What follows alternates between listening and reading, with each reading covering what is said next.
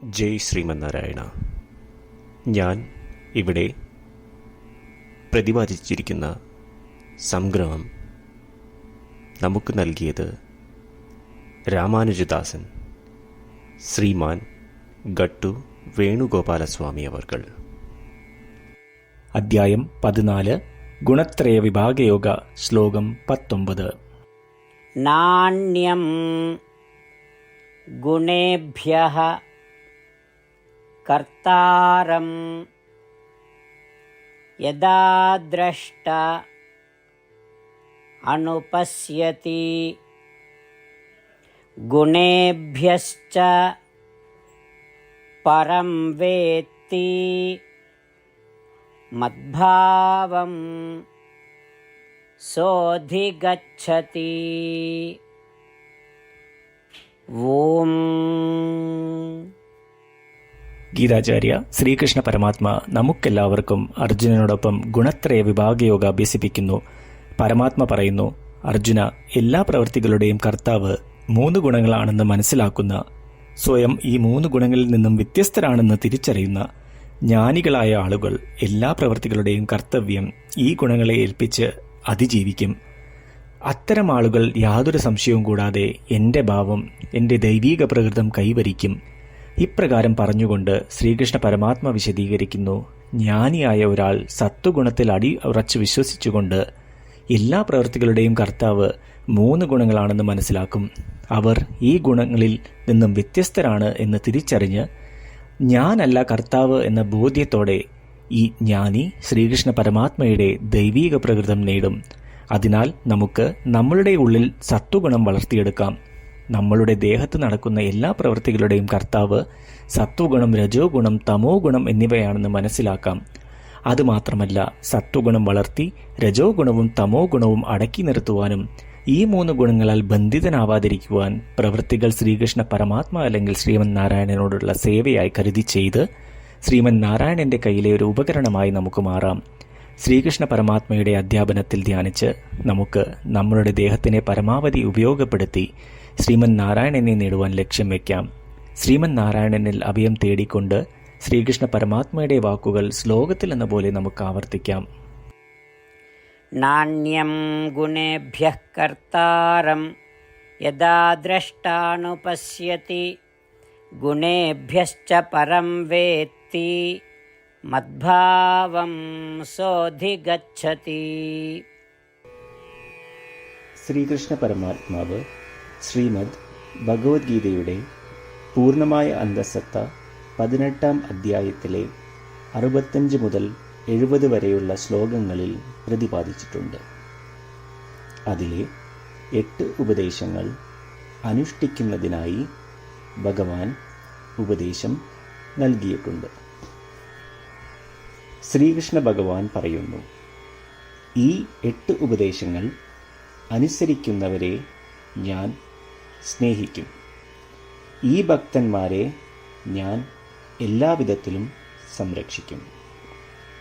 ശ്രീകൃഷ്ണ പരമാത്മാവിൻ്റെ ഗീതോപദേശം ശ്രവിച്ച ശേഷം അർജുനൻ കരിഷ്യേ വചനം തവ, അതായത് കൃഷ്ണ, അങ്ങയുടെ ഉപദേശം പ്രകാരം ഞാൻ പ്രവർത്തിച്ചു കൊള്ളാം എന്ന് പറയുന്നു. അതുകൊണ്ട് ശ്രീകൃഷ്ണൻ അർജുനന് എല്ലാവിധ വിജയങ്ങളും ഫലപ്രാപ്തികളും നൽകി അനുഗ്രഹിച്ചു. ഈ 8 ഉപദേശങ്ങൾ നമ്മൾ പാലിച്ചു കൊള്ളാം എന്ന് പരമാത്മാവിനോട് നമുക്കും പ്രതിജ്ഞ ചെയ്യാം. ഒരു പൂജയും തപസ്സും യാഗവും പരമാത്മാവിന് കൊടുക്കുന്ന ഈ പ്രതിജ്ഞയേക്കാൾ വലുതല്ല. നമ്മൾ നടപ്പിലാക്കേണ്ട 8 പ്രതിജ്ഞകൾ ഞാൻ പറയാം. ഇവ നിങ്ങളുടെ മനസ്സിലും ഹൃദയത്തിലും എപ്പോഴും ഓർക്കണം.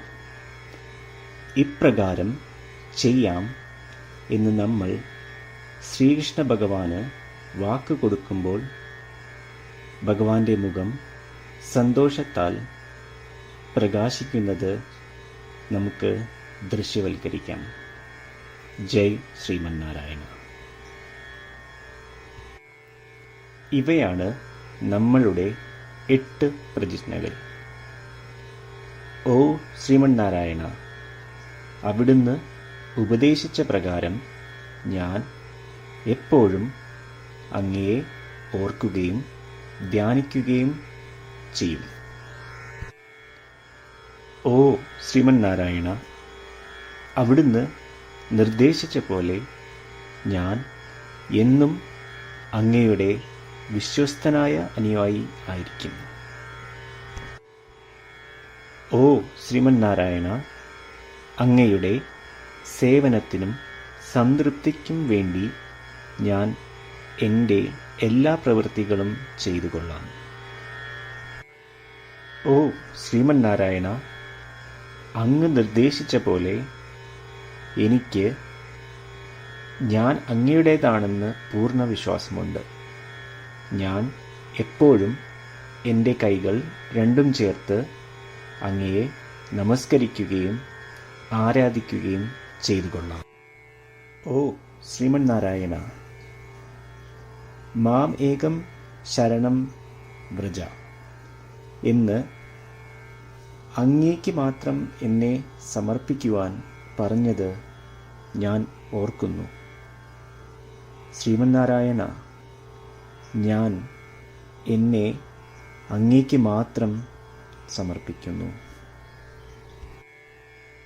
ഓ ശ്രീമന്നാരായണ, മാ സുജ, അതായത് ഒരിക്കലും ദുഃഖിക്കേണ്ടി വരില്ല എന്ന് അങ്ങ് നൽകിയ ഉറപ്പ് ഞാൻ ഓർമ്മിക്കുന്നു.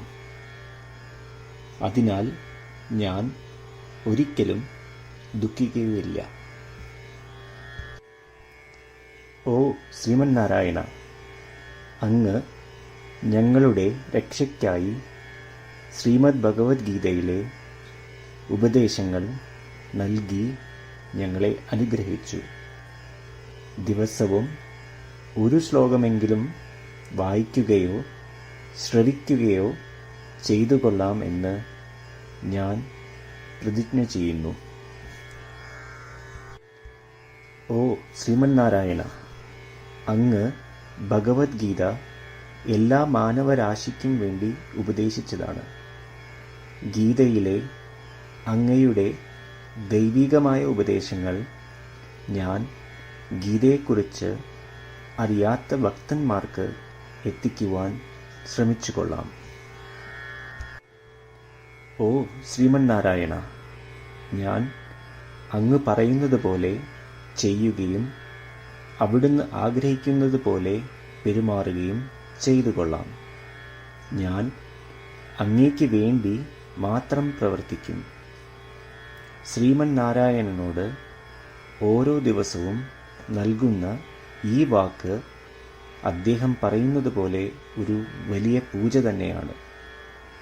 അചഞ്ചലമായ ഭക്തിയോടും വിശ്വാസത്തോടും കൂടി നമ്മുടെ പ്രതിജ്ഞ അദ്ദേഹത്തിന് സമർപ്പിക്കാം. ശ്രീമന്നാരായണ, കരിഷ്യേ വചനം തവ. ശ്രീമന്നാരായണ, ഞാൻ അങ്ങയുടെ ഉപദേശപ്രകാരം പ്രവർത്തിച്ചുകൊള്ളാം. നാണ്യം ഗുണേഭ്യഃ കർത്താരം യദാ ദ്രഷ്ട അനുപശ്യതി ഗുണേഭ്യശ്ച പരം വേത്തി മദ്ഭാവം സോധിഗച്ഛതി. ഓം നാണ്യം ഗുണേഭ്യഃ കർത്താരം യദാ ദ്രഷ്ടാനുപശ്യതി ഗുണേഭ്യശ്ച പരം വേത്തി മദ്ഭാവം സോധിഗച്ഛതി.